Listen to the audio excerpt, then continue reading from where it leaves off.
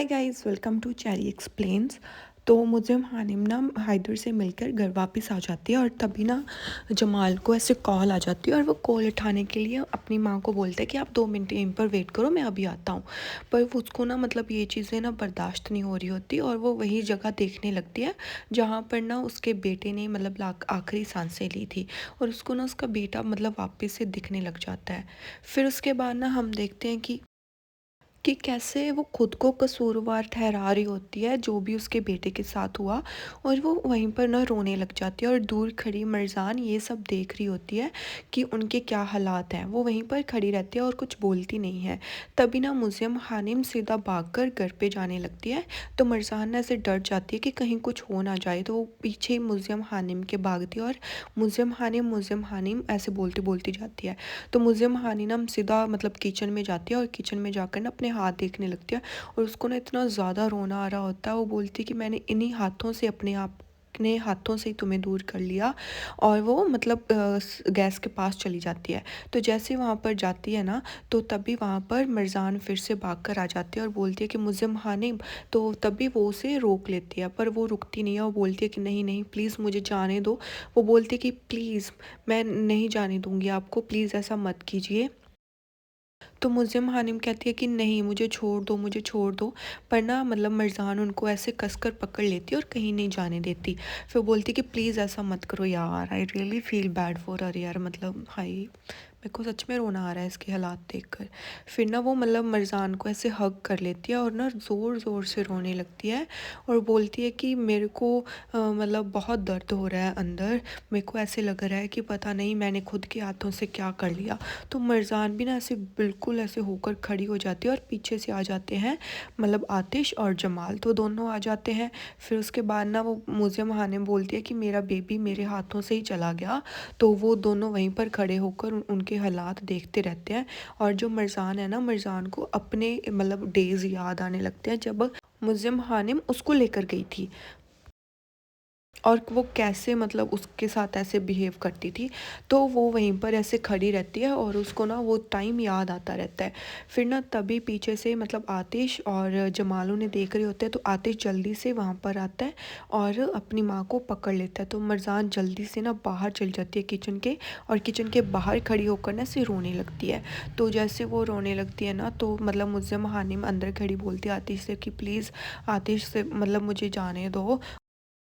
उस हैदर ने मेरा बेटा और नरमीन का बेटा दोनों अदल बदल कर दिए थे। और इतना सुनते ना भाई जमाल को भी बहुत ज़्यादा ऐसे फील हो रहा था, बुरा लग रहा होता है। और बाहर खड़ी मरजान सब कुछ सुन रही होती है और वो ना मतलब अपने पापा की ये बातें सुन सुन कर ना उसको बहुत ज़्यादा रोना आ रहा होता है। तो वो बोलती है कि मैंने तो उसकी खुशबू भी नहीं ली अपने बेटे की कि वो कैसा था। अब तो मेरे के पास उसकी फ़ोटो तक नहीं है। मैं तो ये भी नहीं देख पाई कि वो किसकी उससे शक्ल मिलती जुलती थी। मैं ये कैसे कर सकती हूँ? हाँ, मैं इस दर्द में कैसे रहूँगी आतिश। और वो ना जल्दी से आतिश को हग कर लेती है और ना वो बहुत ज़ोर ज़ोर से ऐसे रोने लगती है। तो उसके हालात देखकर ना मतलब आतिश और जमाल दोनों को बुरा लग रहा होता है। आतिश ना अपनी माँ को संभालने की पूरी कोशिश करता है और जमाल का रो रो कर बुरा हाल हो रहता है और बाहर खड़ी मरजान का भी यही हाल होता है। फिर फाइनली ना जमाल और आतिश ना मतलब उसे ले आते हैं अंदर रूम में उसके, और ना जमाल उन्हें अच्छे से मतलब बेड पर बिठा देता है और बोलता है कि आप यहीं पर सो जाइए। तो जैसे मतलब वो उसको लिटाता है ना, तो वो बोलता है कि आप अब ठीक हो क्या। यार वो ही सीन हो गया ना, जैसी करनी वैसी बढ़नी यार। But I really feel bad for her, मतलब क्या ही बोलूँ अब। फिर उसके बाद ना वो बोलती है कि मतलब अब मेरे को रेस्ट की ज़रूरत ही नहीं है। मेरी ज़िंदगी में अब रेस्ट रही नहीं, कोई भी खुशी भरे दिन अब मेरी ज़िंदगी में नहीं आएंगे। तो आतिश कहता है कि प्लीज़ माँ ऐसे मत बोलिए, ये दिन भी चले जाएंगे, आप ऐसा मत बोलिए। पर ना वो ऐसे ज़ोर ज़ोर से ऐसे रोने लगती है। फिर से बोलती है कि मैं मतलब उसको कैसे ऐसे कर सकती हूँ उसके साथ। वो बोलता है कि नहीं, इसमें आपकी कोई भी गलती नहीं है, आप अपने आप को दोष मत दीजिए इस चीज़ के लिए। वो बोलती है कि मेरा दिल जल रहा है आतिश, मैं तुम्हें क्या बताऊँ। यार मतलब यहाँ पर ना ये चीज़ भी इनको क्लियर करनी चाहिए। लाइक 2 एपिसोड्स और रह गए हैं, मंडे आज वाला और फ्राइडे वाला। उसमें इनको ये चीज़ भी क्लियर करनी चाहिए कि जमाल कौन है, कहाँ से आया और वो आतिश से कैसे मिला, राइट। मेरे को ऐसे है मतलब ये चीज़ हो रही है कि मतलब जमाल कौन है, क्यों उस आतिश के साथ आया, और वो यहाँ पर क्यों आतिश के साथ यहाँ पर आया। मतलब मेरे को कुछ नहीं समझ आ रहा इन चीज़ के बारे में, लाइक क्या पता सेकंड सीज़न आ जाए गाइस। फिर उसके बाद ना वो दोनों वहीं पर खड़े रहते हैं और वो बोलता है कि चलो कोई बात नहीं, अगर हाइदर ने जो भी किया ना उसकी सज़ा अब हाइदर को भी मिल रही है। तो वो बोलती है कि हाँ, हाइदर को वो चीज़ सज़ा की मिल रही है, और जो बच्चे उन्होंने मतलब फैमिली से दूर किए थे उसकी सज़ा वो अभी भुगत रहा है। तो मुझे हानिम बोलती है ना, इससे भी बड़ी सज़ा वो भुगतेगा। तो मतलब जमाल भी उनकी तरफ ऐसे देखने लगता है कि कहीं कुछ और ना कर बैठे। फिर वो को बोलते कुछ नहीं है। फिर ना वो मतलब आतिश बोलता है कि हम यहीं पर हैं आसपास, अगर आपको कोई ज़रूरत हो तो हमें बता देना। तभी ना वहाँ पर ज़हरा आ जाती है, तो आतिश उसको बोलता है कि इनका ध्यान रखना, और कोई भी चीज़ की ज़रूरत हो तो हमें बुला लेना, और तुम थोड़े थोड़े टाइम पर इन पर नज़र रखना। बोलती ठीक है। फिर ना बाहर हमें दिखाते हैं, बाहर ना मरजान बैठी ऐसे रो रही होती है, और जैसे आतिश वहाँ पर आता है ना तो वो जल्दी से अपने आंसू पोंछ लेती है। तो आतिश वहाँ पर आता है और आतिश उसके पास आकर बैठ जाता है, तो वो भी देख लेता है कि वो रो रही थी। तो वो पहले तो चुप करके आके बैठ जाता है, फिर ना मतलब ऐसे मरजान को अपनी तरफ खींचता है और उससे हगी शगी कर लेता है।